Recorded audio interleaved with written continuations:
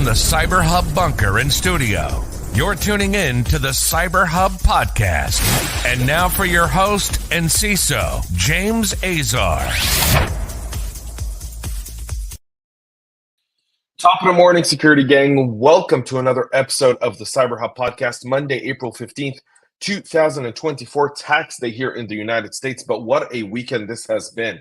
I mean, it's really been kind of an emotional roller coaster. There's a lot happening. We're going to be talking about the Iranian attack on Israel on this morning's program, kind of some of the stages that led up to the 300 and some odd three different types of weapons that were sent to Israel, so some of the cyber action that took place in the days leading up to the attack, and so much more there as well, kind of showing you the full picture. I think the picture that's often missed in these types of conflict, as well as a Palo Alto, Zeroday, and so much more. So let's get right into this morning's show. Obviously, traveling, not in the studio. My studio is under construction for the next essentially 3 weeks. We won't be back into our new studio until, I believe now, the second week of May. So you'll see me out and about, and I apologize, but that's just the nature of the beast here. So without further ado, let's go ahead and get started. For whatever you're drinking this morning, whether it be your espresso, your Celsius, your coffee, your tea, coffee cup, cheers. Let's go ahead and get going. We've starting with Palo Alto here, by the way, has started releasing hotfixes for a recently disclosed zero-day vulnerability that's believed to have been exploited by state-sponsored threat actors, just as the first attributions have been made. This is CVE 2024-3400. It allows a remote unauthenticated attacker to execute arbitrary code with root privileges on the targeted firewalls. Appliances with global protect and device telemetry enabled are vulnerable to these types of attack. They initially released mitigation only, but on Sunday, they released hotfixes for impacted PAN-OS versions. These hotfixes were released initially and more expected throughout this week. Shodan and Census search engine show roughly 40,000 potentially impacted or internet-exposed appliances available. Velocity was the first to spot the exploitation, track the threat actor behind the attacks as UTA0218. In attacks observed since March 26, the attackers leveraged the compromised devices to move into the targeted organization's external network and exfiltrate data. Multiple organizations have been targeted, and in some cases, the attackers attempted to deploy a new Python backdoor named Upstyle. The company said its initial blog post it's been unable to link the activity to previously known threat actors or operations, but did say that it's highly likely a state-sponsored threat actor. And some have found links to Lazarus or Bian Lian out of North Korea. Others have seen stuff pointing to China as well. So you want to get those devices patched up as well. SiSense customers and a lot of people are asking a lot of questions about a recently announced breach by the company. The SiSense CISO issued a statement last week on Wednesday saying the company was aware of information leaked to a restricted access server. Customers were advised to rotate credentials used for their SiSense application. On Thursday evening, apparently there was an update. Customers was reset keys, tokens, and other credentials in their environment used within the SiSense application. That CISO Sandgram Dash saying the post listed dozens of specific actions customers needed to take, but provided no information on what exactly happened, who was behind the incident, what was stolen, and chances are they may or may not know all that information. That sometimes you can't share that information because of an ongoing law enforcement investigation. It could have national security consequences, and in this case, it sure does. Multiple commentators wanted to know if they were affected and expressed confusion about the notices released by SiSense and CISA on Thursday. The company declined to comment on Thursday, did not respond for requests on Friday, and today, Monday, nothing is new there. Philips Healthcare, Verizon, NASDAQ, and Air Canada use SiSense to gather, analyze, and visualize data from different sources, and that's just a small speck of the customer base that they've got. Cybersecurity journalist Brian Krebs spoke to two sources within SiSense who alleged the incident started with attackers breaching SiSense's GitLab code repository and gaining access to credentials they used to break into the servers where customer data was being held. Chris Hughes, chief security advisor at Indoor Labs and an innovation fellow at CISA, told Recorded Future that this highlights the interest by malicious actors when it comes to targeting widely used software products. Yeah, I mean, that's nothing new there. They're always going after software products. They're going after your GitHub and GitLab instances any chance they get. The Microsoft Russia breach is taking a turn as CISA on Thursday issued an emergency directive mandating that all federal agencies immediately hunt for signs of a known Russian APT that broke into the Microsoft corporate network and pivoted to steal sensitive correspondence from U.S. government agencies.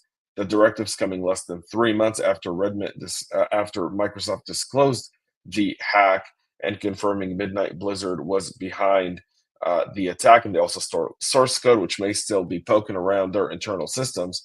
According to the directive by CISA, federal agencies must immediately analyze the content of exfiltrated emails, reset compromised credentials, and take additional steps to ensure authentication tools for privileged Microsoft Azure accounts are secure. Midnight Blizzard's successful compromise of Microsoft's corporate email accounts and exfiltration of correspondence between the agencies and Microsoft presents a grave and unacceptable risk to agencies. But wait a minute. We just had a few weeks ago, was it last week?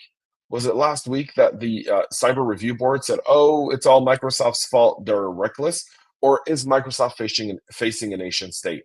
A nation state that's bound to attack Microsoft because of Microsoft doing business with the government. And maybe if we had a decent shot at foreign policy in this country, because our foreign policy doesn't seem to get any sort of none of the last 7 or 8 presidents have had a foreign policy that actually means a spec outside of just catering to some headline or some news story or some interview somewhere. Um, Microsoft here is the victim, and they were victimized because the Russia was targeting the United States government. And had this been the United States government's physical servers on site, on prem, they didn't use Microsoft, we would consider that an act of war. Just saying, I'm not saying we should go to war with Russia here, so don't misunderstand what I'm saying, but there's something to that. So there's that as well. Roku also over the weekend announced that 576,000 accounts were hacked in a credential stuffing attack after disclosing another incident that compromised 15,000 accounts in early March. The company said attackers used login information stolen from other online platforms to breach many active Roku accounts as possible in a credential stuffing attack. They leveraged automated tools to attempt millions of logins using a list of user password pairs, with this technique being particularly effective against accounts whose owners have reused the same login information across multiple platforms. You could also actually secure your password policy by having good IAM at Roku. And when you see this types of attempt coming, you would be able to recognize it and put a stop to it. But nonetheless, there's victims there as well. The Federal Trade Commission is sending out $6.3 million in partial refunds to 267 former AT&T wireless customers as part of a data throttling settlement in 2019.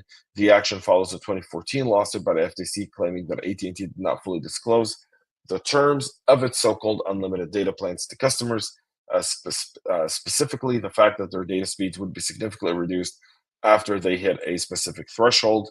AT&T compensated current consumers with $52 million out of a $60 million settlement through bill credits and refunds. However, former customers have not received any share of the settlement. They do now. This month, MITRE will be adding 2 sub-techniques to its attack database that have been widely exploited by North Korea. The first, not entirely new, is the manipulation of transparency, consent, and control, a security protocol that regulates application permission on Apple Mac OS. The other is the phantom DLL hijacking, a lesser-known subset of DLL hijacking, where attackers take advantage of reference but non-existent DLL files in Windows. Those are all joining the MITRE. You want to update your security operations team to that as well. Last week, Cybertech was going on in Israel. Cyber Defense Chief Gabby Portnoy, the leader of the INCD in Israel, the Israel National Cyber Directorate, highlighted at the time the intensity and cyber attacks against Israel has tripled since October 7th. Iran and its proxies, including Hizballah, are increasingly joining efforts in order to try and penetrate the cyber security of Israel. When Hamas's military wing commander Mohammed Def and leader Yahya Sinwar surprised Israel on October 7th, they succeeded in undermining the physical security of the people in Israel.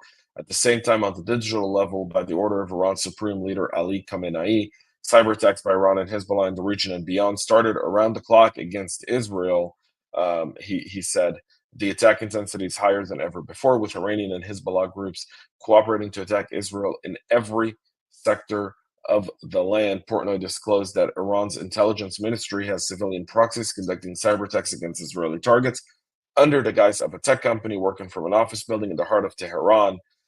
Some of these attacks were stuff that we covered here on the show, like the Ziv Medical Center in the holy city of Safat up north. Obviously, there was more to that, including Gil Shwade, the long-time cybersecurity and founder and executive of Checkpoint, talking about the number of Iranian and Hezbollah attacks have more than doubled, according to their stuff. So obviously that's taken effect. And that goes into what was going on over the weekend when Iran deployed and sent over 300 different projectiles, from suicide drones to ballistic missiles to ground-to-ground missiles towards Israel. A Iranian cyber group named Hizballah claims to have breached Israel's radar systems and sent hundreds of thousands of threatening text messages to Israeli citizens. The group alleges that it infiltrated the radar system, dispatched 500,000 text messages. You have only a few hours to fix the system, the message warned. Some of this was shared on Telegram. Some of it is fake. Some of it is just pure propaganda. The Iranians love psychological warfare. This was one of those as well. Prior to Iran's missile attack on Israel, though, the pro-Iranian cyber group Hizballah claimed to have breached the radar system. Again, all in all, there were a bunch of inconsistencies with the stuff they posted, and so a lot of this was just ops Israel, kind of targeting Israel, but none of it really impacted Israel's defense. And obviously, they shot down 99.9% of projectiles. We pray for the health of the young 7-year-old Bedouin Arab Israeli young girl who was injured due to the rocket attack. She's still hospitalized, and we give strength to her family and during these hard times. That's it for our show this morning. We'll be back tomorrow with a whole lot more. Until then, have a great rest of your day, and most importantly, y'all, stay cyber safe. We love feedback, so make sure to connect with us on social media and subscribe to our podcast on your favorite podcast listening platform.